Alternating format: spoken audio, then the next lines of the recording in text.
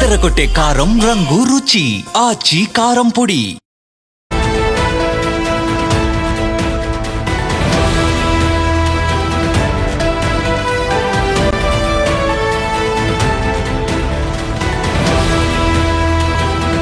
అమెరికాకు పాకిస్తాన్లో ఖనిజాలు దారదత్తం కాబోతున్నాయా? ఖనిజాల కోసమే పాకిస్తాన్తో ట్రంప్ కొత్త ఫ్రెండ్షిప్ చేయబోతున్నారా అంటే అవునని అనిపిస్తుంది. అరుదైన ఖనిజాలను ట్రంప్కు చూపించాడు మునీర్. విలువైన రాళ్లను పెట్టెలో తీసుకెళ్లాడు పాక్ ప్రధాని, అలాగే అక్కడి మిలిటరీ చీఫ్. ఖనిజాలతో ట్రంప్ను బుట్టలో వేసుకునే ప్రయత్నం చేస్తున్నారు. ఇటీవల వైట్ హౌస్లో ట్రంప్ను కలిశారు పాక్ ప్రధాని షరీఫ్, ఆర్మీ చీఫ్ మునీర్. ట్రంప్కు బలూచిస్తాన్లో దొరికే అరుదైన అత్యంత విలువైన ఖనిజాలతో కూడిన ఓ పెట్టెను షెహబాజ్ బహుకరించారు. ఖనిజాల విశిష్టతను ట్రంప్కు వివరించారు మునీర్. ఖనిజాల గురించి ఆసక్తిగా తెలుసుకున్నారు ట్రంప్. రేర్ ఎర్త్ మినరల్స్లో చైనా ఆధిపత్యానికి గండి కొట్టాలని ఎప్పటి నుంచో అమెరికా ప్లాన్ చేస్తుంది. వాటి వెలికితీతపై ఆసక్తి చూపుతోంది. ఇందులో పాకిస్తాన్ అమెరికా కంపెనీ 100 కోట్ల పెట్టుబడి పెట్టేందుకు అంగీకరించారు. మరోవైపు రోజు రోజుకు బలూచిస్తాన్పై పాకిస్తాన్ పట్టు కోల్పోతుంది. అమెరికాకు ఖనిజాల ఎరుతో బలూచిస్తాన్పై పాకిస్తాన్ పట్టు సాధించేందుకు ప్రయత్నిస్తోంది. అలాగే అమెరికా పెట్టుబడులతో రుణభారాన్ని తగ్గించుకునేందుకు కూడా ప్రయత్నిస్తోంది. అమెరికా సహాయంతో బలూచిస్తాన్పై పట్టు సాధించేందుకు షెహబాజ్ షరీఫ్ కొత్త ప్రయత్నాలు చేస్తున్నారు. మొత్తం మీద డొనాల్డ్ ట్రంప్ గురువారం షెహబాజ్ షరీఫ్ను కలిశారు. 6 సంవత్సరాల తర్వాత వైట్ హౌస్ను సందర్శించిన మొదటి పాకిస్తాన్ ప్రధానమంత్రి షెహబాజ్ అయితే ఆ తర్వాత అసీం మునీర్ ఇద్దరు కూడా కలిశారు. ఒక్కసారి మనం చూస్తున్న దృశ్యాలు వైట్ హౌస్లో పాకిస్తాన్ ప్రధాని షెహబాజ్ షరీఫ్, అలాగే పాకిస్తాన్ ఆర్మీ చీఫ్ అసీం మునీర్ ఇద్దరు కూడా డొనాల్డ్ ట్రంప్తో భేటీ అయిన దృశ్యాలు మనం చూస్తున్నాం. ఆ దృశ్యాలు ఒకసారి చూస్తే కనుక మనకు క్లియర్గా అర్థమవుతుంది. ఏదో బహుకరించేందుకు డొనాల్డ్ ట్రంప్ కోసం ఆ పెట్టెలో తీసుకెళ్ళినట్టుగా మనకు కనబడుతుంది కదా. పాకిస్తాన్ ప్రధాని అలాగే ఆర్మీ చీఫ్ అసీం మునీర్ ఇద్దరు కూడా డొనాల్డ్ ట్రంప్కి ఏదో పెట్టెలో బహుకరిస్తున్నట్టుగా మనకు కనబడుతుంది కదా. ఆ సినిమా డైలాగ్ గుర్తుందా? ఎక్కడో కొడుతుంది సీనా అన్నట్టుగా. అదేదో నిజంగా ఆ వ్యవహారం చూస్తుంటే అలాగే అనిపిస్తుంది. ఎందుకంటే బలూచిస్తాన్లో అత్యంత విలువైన ఖనిజ సంపద, అపార ఖనిజ సంపద ఇప్పటికే ఉంది. సో అపార ఖనిజ సంపదను ఇప్పటికే చైనాకు దోచిపెడుతోంది పాకిస్తాన్. అందుకే బలూచిస్తాన్ ప్రజలు స్వయం ప్రతిపత్తి కోరుకుంటున్నారు. అక్కడి ప్రజలు తమ పాలన తాము చేసుకుంటామంటూ పోరాటాలు చేస్తున్నారు. కానీ ఇక్కడ మళ్ళీ ఇప్పుడు అమెరికాకి దోచిపెడదామని పాకిస్తాన్ మళ్ళీ ప్లాన్ చేస్తోంది. అమెరికా ఎలాగో చైనా ఆధిపత్యానికి గండి కొడదామని ఎప్పటి నుంచో ప్లానింగ్ చేస్తుంటే ఇందుకు పాకిస్తాన్ తనంతగా తానుగా వెళ్ళి అడ్డంగా బుక్ అవుతున్న పరిస్థితి. అది కూడా నైరుతి పాకిస్తాన్లోని బలూచిస్తాన్ ప్రావిన్స్. ఎందుకంటే బలూచిస్తాన్పై ఇప్పుడు అక్కడ పట్టు లేదు, తరుముతున్నారు. అలాంటి బలూచిస్తాన్పై పట్టు సాధించాలంటే అమెరికా సహాయం తీసుకొని అక్కడ ఉన్నటువంటి అదిగో ఆ పెట్టెలో చూపిస్తున్నారే రేర్ మినరల్స్, అత్యంత అరుదైన ఖనిజ సంపద, దాన్ని దారాదత్తం చేసేందుకు పాకిస్తాన్ ఇప్పుడు పన్నుతున్న పన్నాగాలు ఆ దేశ ప్రావిన్స్ అయినటువంటి బలూచిస్తాన్ ప్రజలపై మరొకసారి ప్రజల్ని మోసం చేస్తూ పాకిస్తాన్ చేసినటువంటి కుట్రలు బయటపడుతున్నాయి. సో మొత్తం మీద గంటన్నర భేటీ అయ్యారు షెహబాజ్ షరీఫ్, అసీం మునీర్, అలాగే అక్కడ వైస్ ప్రెసిడెంట్ ఉన్నారు, అమెరికన్ వైస్ ప్రెసిడెంట్ ఉన్నారు అక్కడ, అలాగే విదేశాంగ మంత్రి ఉన్నారు అక్కడ, అమెరికన్ విదేశాంగ మంత్రి. వీళ్ళంతా కూడా ఒకసారి చూడండి, దృశ్యాలు చూసినా మనకి అర్థమవుతాయి. సో అత్యంత అరుదైనటువంటి ఈ ఖనిజాలను ప్రస్తుతం పాకిస్తాన్ అమెరికాకి ఇచ్చేందుకు సిద్ధమవుతున్నట్టు కనబడుతుంది. తద్వారా బలూచిస్తాన్పై పట్టు సాధించేందుకు కూడా మరొకసారి మనకు ఈ ప్రయత్నాలు చేసినట్టుగా అర్థమవుతుంది. చూడండి, అది ఓవల్ ఆఫీస్లో ట్రంప్ చూస్తుండగా మునీర్ అరుదైన భూమి ఖనిజాలను కలిగి ఉన్న ఒక చెక్క పెట్టె వైపు చూపుతున్నట్ల ఆ బొమ్మలో మనకు కనిపిస్తుంది. అందులో షరీఫ్ కూడా నవ్వుతూ నిలబడి కనిపించారు. చూస్తున్నారుగా క్లియర్గా. సో 6 సంవత్సరాల తర్వాత వైట్ హౌస్ను సందర్శించిన తొలి పాకిస్తాన్ ప్రధాని షరీఫ్ను ఓవల్ కార్యాలయంలో అమెరికా అధ్యక్షుడితో అరుదైన ముఖాముఖి నిర్వహించిన మునీర్ను ట్రంప్ కలిశారు. జేడీ వాన్స్ ఉన్నారు వైస్ ప్రెసిడెంట్, అలాగే అమెరికన్ విదేశాంగ మంత్రి మార్క్ రూబియో కూడా ఉన్నారు. దాదాపు గంటన్నర పాటు మీటింగ్ జరిగింది. ప్రపంచవ్యాప్తంగా ఉన్న సంఘర్షణ అంతం చేయడానికి ట్రంప్ నిజాయితీ ప్రయత్నాలకు ఆయన శాంతి మనిషిగా షెహబాజ్ అభివర్ణించారంటూ ఆయన కార్యాలయం నుంచి వచ్చిన ప్రకటన ఇది. ట్రంప్ చాలా గొప్పగా పనిచేస్తున్నారు, ట్రంప్ శాంతి కాముకుడు, ట్రంప్కు నోబెల్ ఇవ్వాలంటూ గతంలోనే మునీరు ఆకాశానికి ఎత్తాడు కదా. సో ఇప్పుడు మళ్ళీ అదే పాత పాట పాడుతున్నాడు. సో జూలైలో పాకిస్తాన్ అమెరికా మధ్య కుదిరిన సుంకాల ఒప్పందానికి ట్రంప్కు కృతజ్ఞతలు తెలిపారు. పాకిస్తాన్ దిగుమతులపై 19% సుంకాలు విధించే వాణిజ్య ఒప్పందానికి ఇరు దేశాలు చేరుకున్నాయి.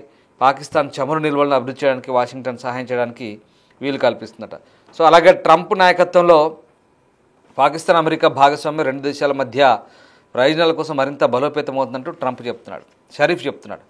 సో పాకిస్తాన్ వ్యవసాయం, ఐటీ, గనులు, ఖనిజాలు, ఇంధన రంగాల్లో పెట్టుబడులు పెట్టాలని అమెరికన్ కంపెనీలకు ఆహ్వానించినట్టుగా ఒక ప్రకటన అయితే వచ్చింది. సో అనేక సంవత్సరాలుగా దెబ్బతిన్న సంబంధాల తర్వాత ఈ ద్వైపాక్షిక సంబంధాలు గణనీయమైన మెరుగుదల చూపిన తరుణంలో ఈ సమావేశం జరిగింది. సో పాకిస్తాన్ అరుదైన ఖనిజాలపై అమెరికా కన్నేసిందనడానికి ఇది ఈ భేటీ ప్రత్యక్ష ఉదాహరణ. ఎందుకంటే పాకిస్తాన్లో పాలీమెటాలిక్ రిఫైనరీ ఏర్పాటు చేయడం వంటి సహకార ప్రణాళికల కోసం మిస్సోరికి చెందిన యుఎస్ స్ట్రాటజిక్ మెటల్స్తో ఈ నెలలో పాకిస్తాన్ ఫ్రాంటియర్ వర్క్స్ ఆర్గనైజేషన్ ఒక అవగాహనకు వచ్చింది. అది సంతకాలు కూడా ఆయన ఒక ఎంఓయూ చేసుకున్నారు. సో ఆ రకంగా కీలకమైన ఖనిజాలను ఉత్పత్తి చేయడం, రీసైక్లింగ్ చేయడంపై ఈ యుఎస్ సంస్థ దృష్టి పెట్టింది. వీటిని అక్కడ యుఎస్ ఏదైతే ఎనర్జీ డిపార్ట్మెంట్ ఉందో, సో ఆ ఇంధన డిపార్ట్మెంట్ ఏదైతే ఉందో వాటికి ఆ ఇంధన ఉత్పత్తికి సంబంధించినటువంటి సాంకేతిక పరిజ్ఞానంలో అవసరమైనట్టుగా వీళ్ళు భావిస్తున్నారు.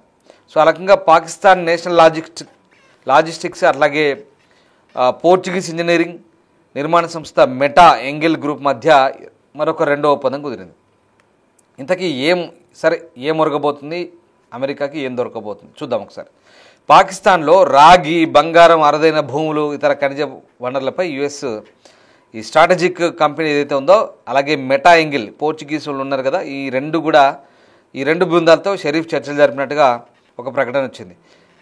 సో విలువ ఆధారిత సౌకర్యాలను అభివృద్ధి చేయడానికి, ఖనిజాలను ప్రాసెసింగ్ చేయడానికి పెద్ద ఎత్తున ప్రాజెక్టు చెప్పడానికి ఇరుపక్షాలు సిద్ధమైనట్టుగా తెలుస్తుంది.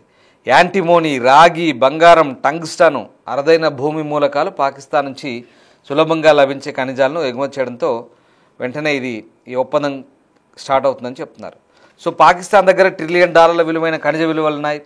ఖనిజ రంగంలో విదేశీ పెట్టుబడులు దీర్ఘకాలిక ఆర్థిక సంక్షోభాన్ని గట్టెక్కిస్తాయని, ఆ విదేశీ రుణాల భారం నుంచి బయటపడతాయని షరీఫ్ చెప్తున్నారు. సో పాకిస్తాన్ ఖనిజ సంపదలో ఎక్కువ భాగం ఈ తిరుగుబాటుదారులు ఉన్నటువంటి నైరుతి ప్రభావిత బలూచిస్తాన్ ప్రావిన్స్లో ఉంది. అక్కడ వేర్పాటువాదులు, విదేశీ సంస్థలు ఈ వనరులు వెలికి తీయడానికి వాళ్ళంతా కూడా వ్యతిరేకిస్తారు. సో ఇంకొక విషయం ఇక్కడ మనము ఉక్రెయిన్పై కూడా ఉక్రెయిన్ విషయంలో కూడా అమెరికా ఏం కన్నేసింది, దాదాపుగా ఉక్రెయిన్లో ఉన్నటువంటి అత్యంత విలువైన $500 బిలియన్ అంటే సుమారు 43 లక్షల కోట్ల విలువైన సంపదను అమెరికా కోరుకుంది. దాంతో కొంత రోజులు ఉక్రెయిన్ అధ్యక్షుడు వ్యతిరేకించాడు. కానీ తర్వాత మళ్ళీ నయానో భయానో దారికి తెచ్చుకొని ఇప్పుడు ఉక్రెయిన్లో ఉన్న ఖనిజ సంపదల మీద యాక్సెస్కు అమెరికాకు పూర్తి స్థాయిలో అనుమతి ఇచ్చారు. సో ఆ రకంగా $500 బిలియన్ అంటే ఉక్రెయిన్లో కూడా టైటానియం ఉంది, ఉక్రెయిన్లో క్రోమియం ఉంది, రకరకాల ఖనిజ సంపదలనే అక్కడ కూడా దాదాపు 21 రకాల అత్యంత అరుదైన ప్రపంచంలో ఉన్నటువంటి ఖనిజ సంపద ఇక్కడ అమెరికాకు లభించే అవకాశం కనిపిస్తుంది. సో ఆ ఒప్పందం కూడా ఇది మినరల్ డీల్ పూర్తయింది.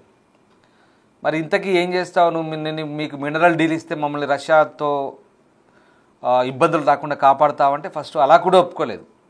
మళ్ళీ వాళ్ళని బెదిరించి నీ వల్లే యుద్ధం జరుగుతుంది, నీ వల్లే ఇదంతా జరుగుతుందని బెదిరించి దారికి తెచ్చుకొని ఉక్రెయిన్ కూడా ఇప్పటికి కూడా ఎలాంటి హామీ ఇవ్వకుండానే ఉక్రెయిన్తో డీల్ చేసుకున్నాడు. చూడండి అమెరికా తెలివి. $500 కోట్ల అంటే దాదాపు 43 లక్షల కోట్ల విలువైన ఖనిజ సంపద ఉక్రెయిన్ మీద కన్నేసారు. అలాగే అయిపోయింది.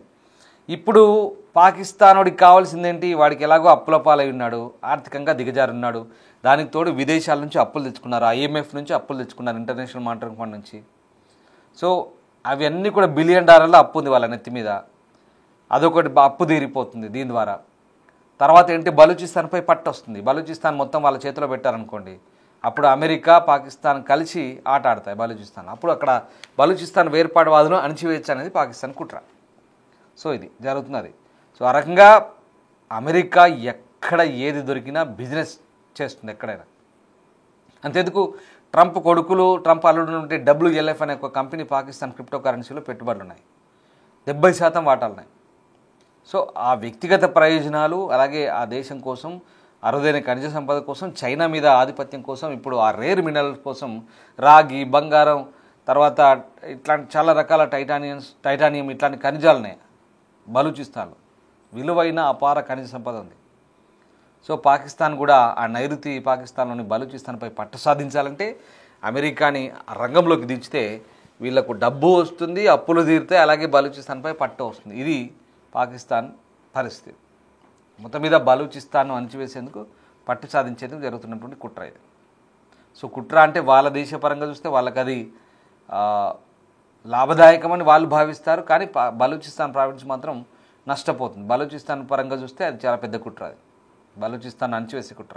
ఏదేమైనా పాకిస్తాన్, అదిగో చూడండి ఆ పిక్చర్, పాకిస్తాన్లో ఉన్నటువంటి ఖనిజ సంపదను అమెరికా చేతిలో పెట్టి అమెరికాకు అంటగట్టేందుకు అమెరికాకు అమ్ముడుపోతున్నారు పాకిస్తాన్. లిటరల్లీ పాకిస్తాన్ అమెరికాకు అమ్ముడుపోతుంది. అదిగో ఈ మునీర్ గార్డ్ అన్నాడే, గతంలో వెళ్ళాడు వాళ్ళ ఆర్మీ చీఫ్, ఆహా ఓహో అంటూ ట్రంప్ మామ చాలా గొప్ప చేస్తున్నాడు, ఎక్కడా లేనివి ఈయన మొత్తం శాంతి కాముకుడిగా మారాడు, అందరికీ యుద్ధాలు ఆపుతున్నాడు, మాకు ఇండియాకు కూడా యుద్ధం ఆపాడు, ఈయనకు నోబెల్ ఇవ్వాలన్నాడు గతంలో.